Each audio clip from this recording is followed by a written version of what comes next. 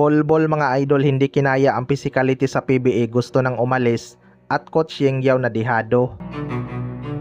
Kung maaalala nyo mga idol, naging mainit nga ang laban ng TNT Tropang 5G at Rain or Shine, kung saan nagkabatuhan ng suntok si Glenn Cobontin at import ng Rain or Shine na si Jalen Johnson. Pareho nga silang nahatulan ng flagrant foul, penalty 2, kaya pareho silang na-turn out sa laban.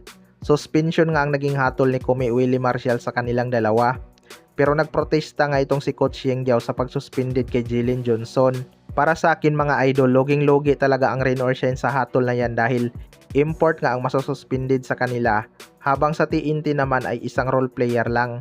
To be fair lang din para kay Glenn Cobontin mga idol, kailangan talagang harapin ni Jalen Johnson ang pinataw na parusa sa kanya dahil kita naman sa video na tinamaan din talaga si Glenn Cobontin ng kanyang suntok. Mas solid pa nga ang tumama kay Glenn Cobontin, kaya deserve din talaga nilang dalawa masuspended.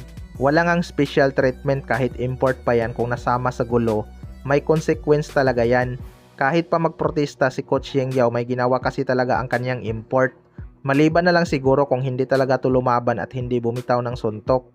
May punto pa si Coach Yeng Yao magprotesta kung masuspended ito. Kaya para sa akin, dapat lang talaga masuspended silang dalawa upang hindi na maulit ang nangyari. Samantala sa ibang balita naman mga idol, Bolbol hindi na kinaya ang physicality sa PBA, gusto nang umalis.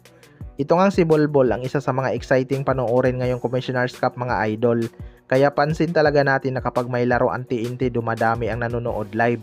Ang isa lang sa reklamo ng mga fans ay untouchable nga daw itong si Bolbol mga idol. Ayaw nga daw nitong makipag-selfie sa mga fans na gustong magpa-picture sa kanya. May ibang fans kasi na sinadya talagang pumunta para makapagpa-picture lang sa kanya. Pero nagpaliwanag naman itong si Bolbol mga idol na introvert nga daw siya at di siya sanay makipag-picture sa mga hindi niya kilala in person. Ito din ang kanyang unang beses na naglaro sa Asia mga idol, kaya nag-a-adjust pa daw siya. Pero pansin nga natin mga idol na halos target talaga ng mga dirty player itong si Bolbol. Una nga siyang nakatikim ng physical kay Bubelga at Luis Villegas. Sunod naman kay Anthony Simirad.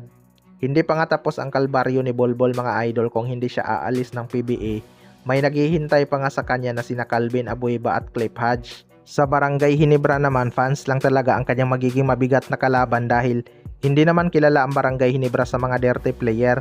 Ayaw kasi ni Coach Tim ko na ganong klase ng player. Kaya abangan na lang natin kung magtagal ba si Bolbol sa PBA at kung kayanin niya ang pagiging physical ng ibang player. Ginagawa kasi nilang barometer itong si Bolbol mga idol. Masaya nga sila kapag natatalo nila ang former NBA player na si Bin 3.